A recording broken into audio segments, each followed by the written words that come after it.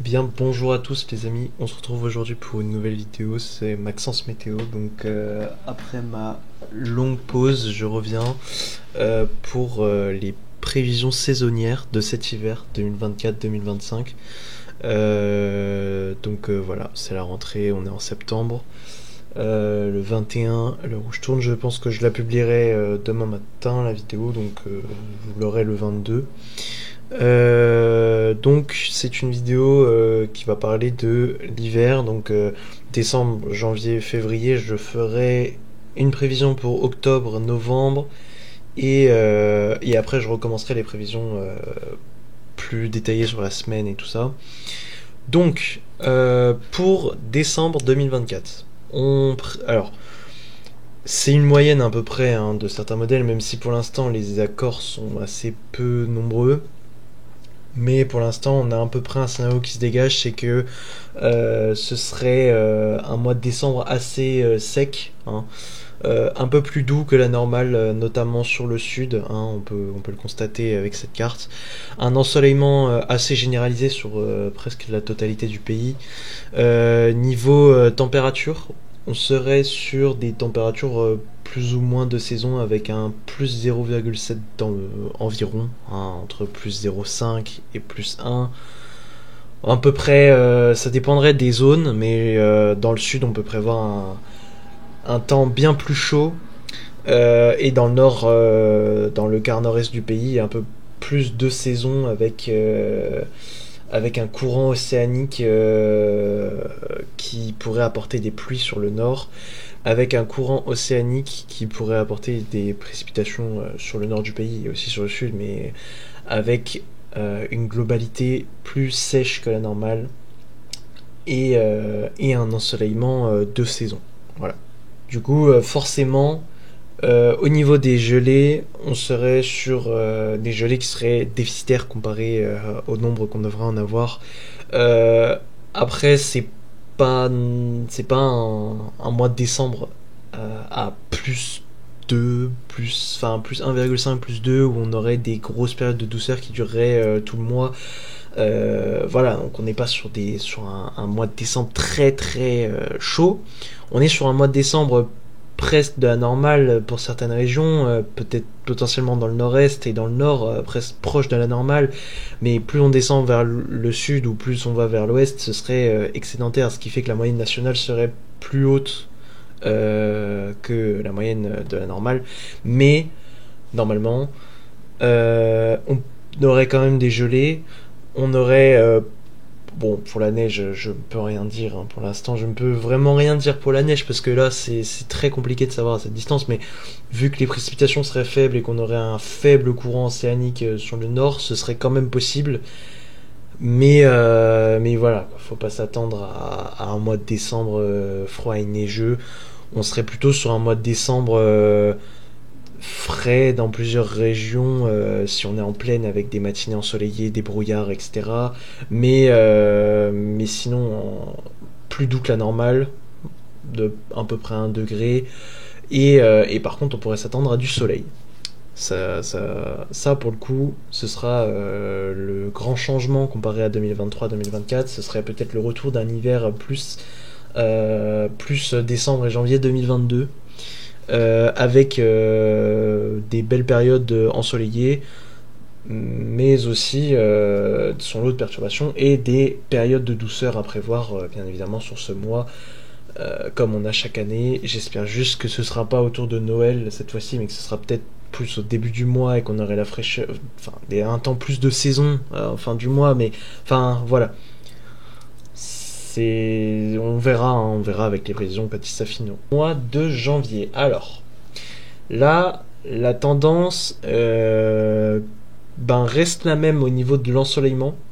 Donc on serait sur donc des températures plutôt inférieures au normal de saison. Je m'explique. Parce que là, on serait sous dominance anticyclonique de l'Atlantique. Donc on serait sur une synoptique qui ferait que en fait L'humidité serait souvent bloquée au sol, donc on aurait beaucoup de brouillard, des brouillards givrants, des brouillards persistants, hein, même qui pourraient persister dans la journée, hein. Notamment dans le centre et le nord-est, c'est possible, hein, dans les plaines.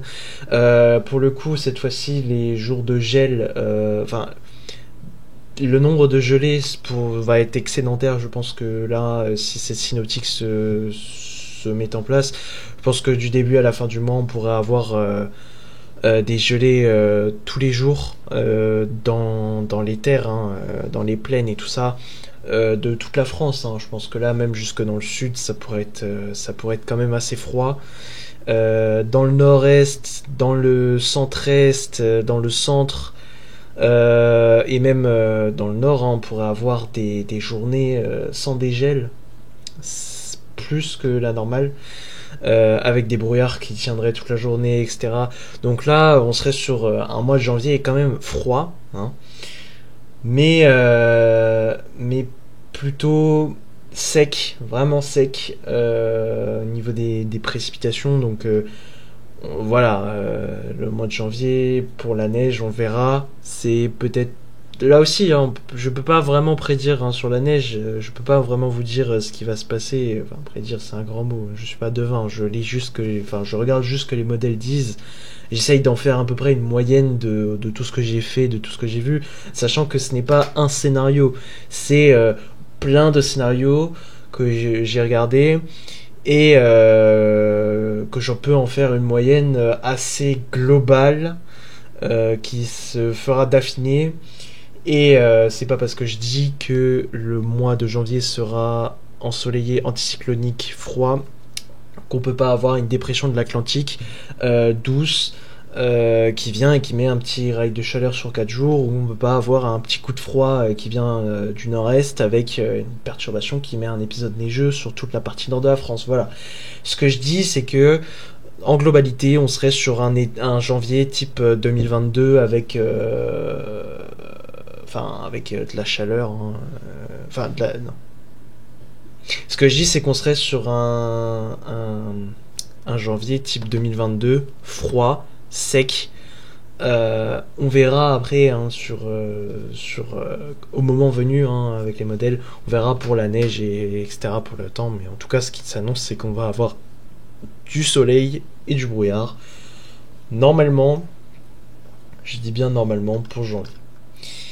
Et donc le dernier mois de l'hiver, février. Alors, février, on garde déjà l'ensoleillement qui serait toujours, hein, d'actualité, sauf que là on change de flux, hein, on passe sur un flux, sur un anticyclone bien plus des Açores, hein, je pense. Un anticyclone qui serait toujours calé côté Atlantique et des perturbations plutôt sur le continent, et ce qui ferait que la France serait quand même protégée. Mais là, ce qui change, c'est que ce serait plus incliné vers le sud, hein. On pourrait avoir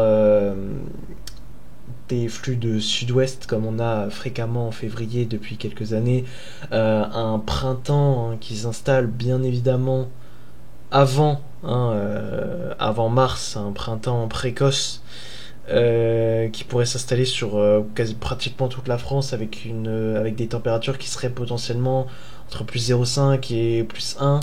Donc de nouveau, hein, des températures excédentaires avec du soleil. Donc ça changerait pas forcément. Enfin, si, ça va changer niveau température du mois de janvier, mais au niveau des précipitations, de l'ensoleillement, ça ressemblerait à janvier. Dans le sens où, voilà, on aurait toujours des gelées matinales, etc. Mais au niveau des masses d'air, ce serait plus chaud en altitude déjà.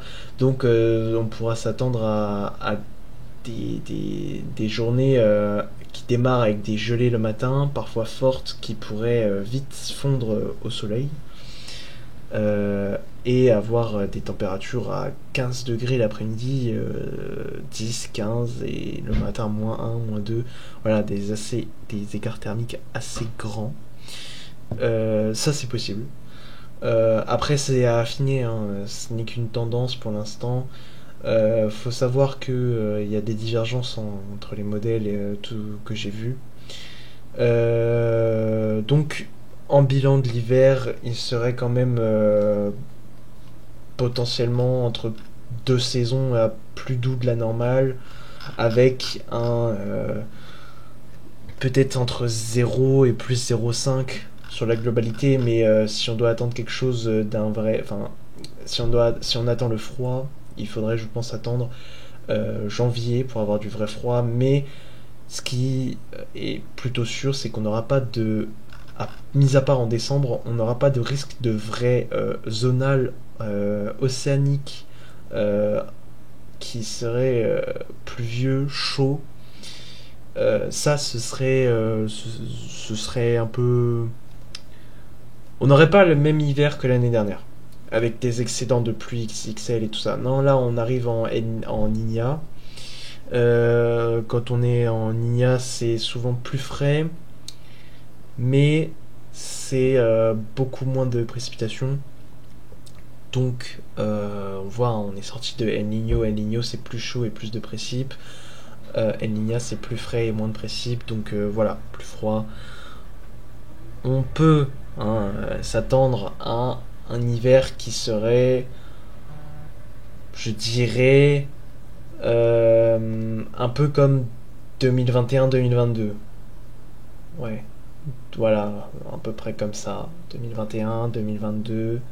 Peut-être décembre 2022 pour exemple en janvier, avec la période froide qu'on avait eue. En tout cas, nous dans le nord-est, on avait eu une belle période froide sur les 2 premières semaines de décembre, les 3 premières semaines même de décembre 2022. Je me rappelle, c'était presque une vague de froid.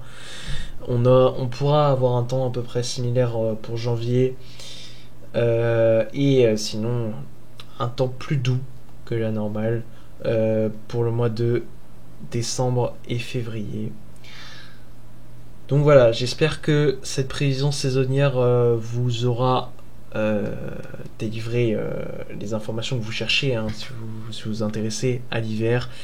Je tiens à préciser que ce n'est pas je n'ai pas la science infuse, je ne dis pas la vérité, ça peut ne pas être ça qui va se passer, tout va dépendre des actualisations des modèles au courant d'octobre et au courant de novembre, puis au moment venu, on verra à partir du 1er décembre ce qui va en tirer de ces prévisions, mais ça nous donne une sorte d'idée qu'on pourrait avoir vis-à-vis de cet hiver.